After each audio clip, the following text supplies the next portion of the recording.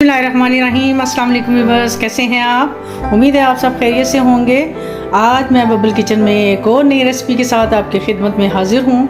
आज हमारे किचन में हैं कीमे वाले नान। तो सबसे पहले हम आटे की प्रिपरेशन जो करेंगे उसको गूंदना है, 3 से 4 घंटे के लिए इसको रखना है। आटा गूंदने के लिए जो जो चीज़ें चाहिए होंगी वो मैं आपको बता देती हूँ। तो सबसे पहले हम लेंगे 1 kg मैदा लेंगे, ऑल पर्पस जो होता है। उसके अलावा जाएगा 1 टेबलस्पून इसमें जाएगा यीस्ट, और चीनी जाएगी इसमें 2 टेबलस्पून, और नमक जाएगा 1.5 टीस्पून, और ये इसमें बेकिंग सोडा जाएगा 1 टीस्पून जाएगा।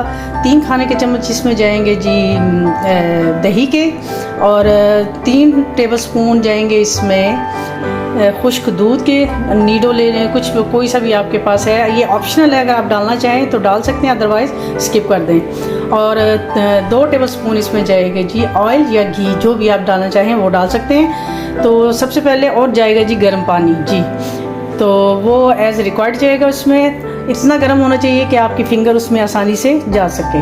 तो चलिए हम अपने आटे को गूंथते हैं तो सबसे पहले हम अपने मैदे के अंदर जो जो चीज़ें मैंने आपको बताई हैं, इसमें जाए 2 टेबलस्पून मैंने आपको बताया था खुश्क दूध जाएगा, और जाएगा इसमें चीनी जाएगी, सॉरी नमक था ये मैं कह रही हूँ चीनी, और जाएगा यीस्ट जाएगा, बेकिंग सोडा जाएगा 1 टीस्पून, शुगर जाएगी 2 टेबलस्पून, और दही जो है वो आपने 3 टेबलस्पून लेनी है, और ये रूम टेम्परेचर पे होनी चाहिए। दही बिल्कुल ठंडा नहीं यूज़ करना, तो अदरवाइज़ आपका जो आटा है वो बिल्कुल अच्छा नहीं गूंदेगा।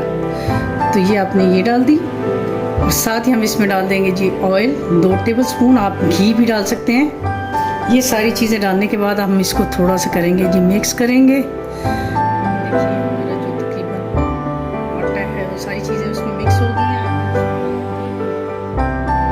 गर्म पानी है, इसलिए कि आपकी फिंगर जो है, ये देखिए मैं डाल रही हूँ, और आपकी फिंगर जो है आराम से इसमें चल जाए, इसलिए गर्म होना चाहिए। इसको डालते जाएंगे और इसको बिल्कुल अपने आटे की तरह भूनेंगे।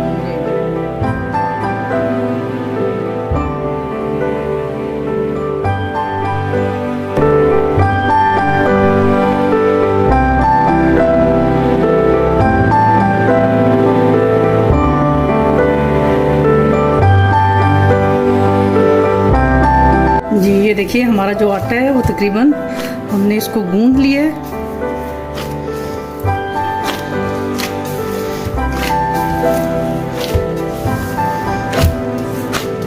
इसको ढककर, आटा हमारा गूंद गया है, तो अब हम इसको ढककर थोड़ी देर के लिए 5 मिनट के लिए रखेंगे, ताकि थोड़ा सा ये सेट हो। तो फिर उसके बाद हम इसको गूंदेंगे और 4 घंटे के लिए रख देंगे तो हमारा जो आटा है वो तकरीबन 5 मिनट हो गए इसको। अब हम इसको थोड़ा सा इस पे रखेंगे और अच्छी तरह से इसको गूंदेंगे, दोनों हाथों से हम करेंगे। इस पे हम छिड़केंगे थोड़ा सा मैदा, ताकि ये हमारा जो मैदा है, आटा है, वो चिपके ना। इसको हमने ऐसे ऐसे करके अच्छी तरह से 5 से 10 मिनट तक के लिए, जब आप देखिए कि आपका जब ये आटा है, जो डो है आपकी, वो स्मूथ हो गई है, तो फिर आप इसको छोड़ दें। अब हम अपने बाउल के अंदर ऑयल लगा लेंगे अच्छी तरह से, और ये जो हमने अपना मैदा गूंद लिया है इसको हम इसमें ट्रांसफ़र कर देंगे, और इसके ऊपर भी हम थोड़ा थोड़ा ऑयल लगा देंगे, थोड़ा सा इसके ऊपर डालेंगे। अच्छी सी सॉफ्ट सी आपकी डो होनी चाहिए, इससे आपके जो नान है वो बहुत सॉफ्ट और मज़े के बनेंगे इंशाल्लाह। तो डो हमारी हो गई रेडी। इसको हम रखेंगे 3 से 4 घंटे के लिए, और फिर उसके बाद अपने नान बनाएंगे। तो ये थी हमारी आज की रेसिपी। उम्मीद है आपको मेरी आज की ये रेसिपी बहुत पसंद आई होगी। इंशाल्लाह एक नई रेसिपी के साथ आपकी खिदमत में दोबारा हाज़िर होंगी। तब तक के लिए अल्लाह हाफिज़।